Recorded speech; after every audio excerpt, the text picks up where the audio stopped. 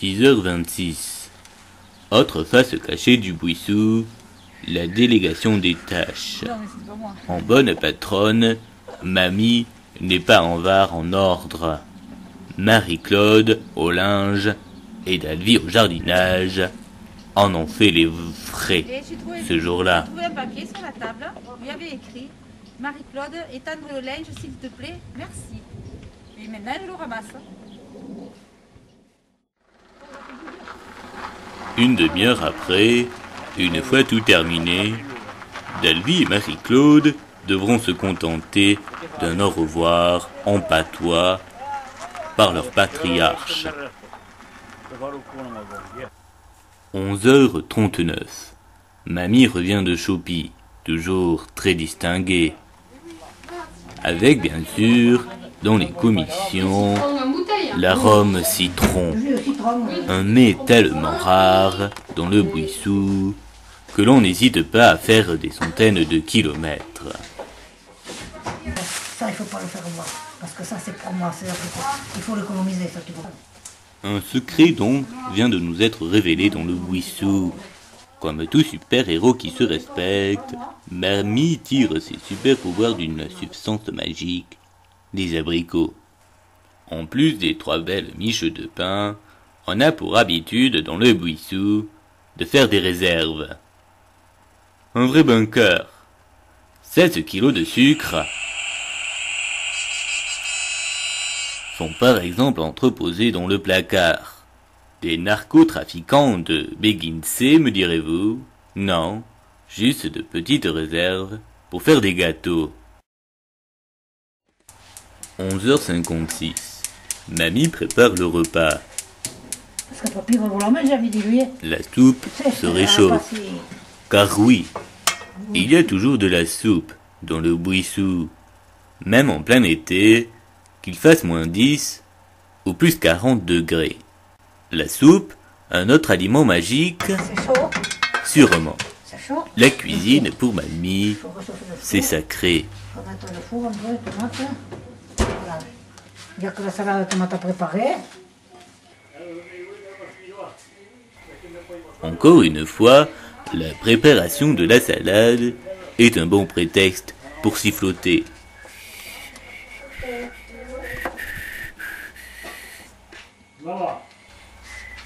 À moins que ça ne soit ces appareils. Midi pile. Le repas est enfin prêt. On est passé près de la famine. La soupe, au pois cassé, est soumise à de vives critiques. Les spécialités gastronomiques dans le buissou viennent toutes du jardin. Car ici, on vit en quasi-totale autonomie.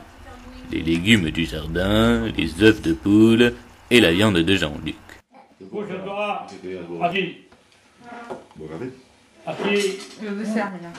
Papy fait encore preuve de persuasion, mais cette fois-ci envers mamie.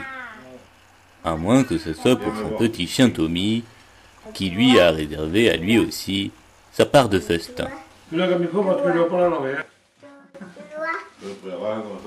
Un prélavage des assiettes comme les autres. 13h13. Papy s'apprête à partir à la sieste. Un acte très important va se passer, vu nulle part ailleurs en France. Économie oblige, 672 kWh seront autant de moins sur la facture.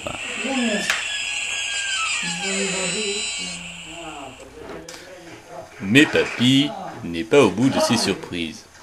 En effet, la lumière allumée, Léo, dans son lit, l'a déjà détrôné. Mais finalement, une séquence émotion va se dérouler devant nos caméras.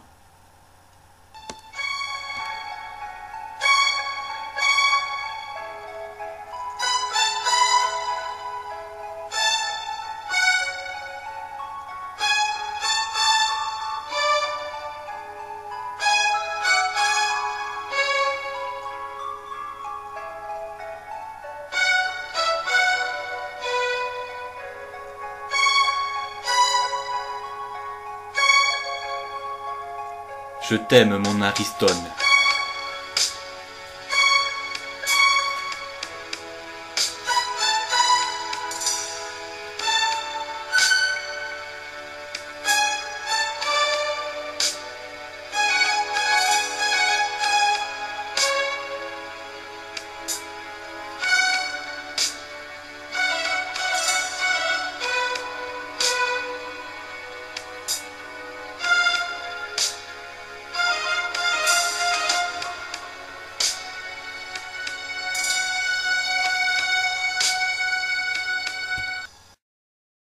« 15h pile. Du retour à la réalité. Papy a quasiment pas dormi et s'apprête à commencer son activité favorite. La télévision. Mais on ne regarde pas n'importe quoi dans le buissou.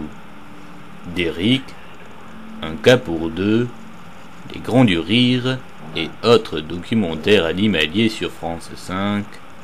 Papy a un zapping qui lui est propre. 16h03. Après avoir fait une courte sieste d'à peine 2 heures, Mamie est enfin prête pour sa partie de belote hebdomadaire. Mais attention, Mamie veille. Non vu comme un simple jeu de cartes, la belote, dans le buissou, est aussi un moment de culture et d'histoire. Parmi ces grands événements, une bataille célèbre a encore lieu dans le buissou, Trafalgar. Comment tu fais les coups de Trafalgar, toi? Ça veut dire quoi, ça? Napoléon, il a remporté la victoire à Trafalgar. Oui. Mais après, à Waterloo, il a été... Rao.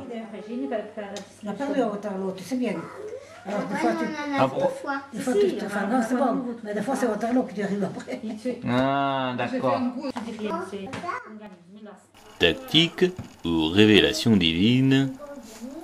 En fait, il faut voir en ce Trafalgar une stratégie très élaborée.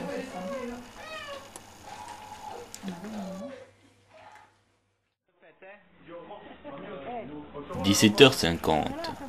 Le cocher de Mamie arrive. Le carrosse de Jean d'eau est prêt à partir pour la messe. Et oui, après avoir triché à la belote, il va falloir demander pardon. Bonjour. Alléluia, tu te rappelles, alléluia? Oui, oui.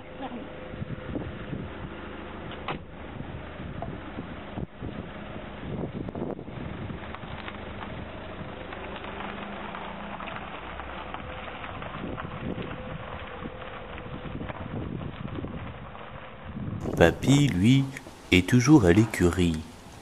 Mais que fait-il là-bas? Ou ne devrais-je pas dire, qui retrouve-t-il là-bas pour y passer autant de temps? À nouveau, l'équipe de tournage est abasourdie par tant de révélations bovines. En effet, nous retrouvons Papy en flagrant délit avec une quinzaine de blondasses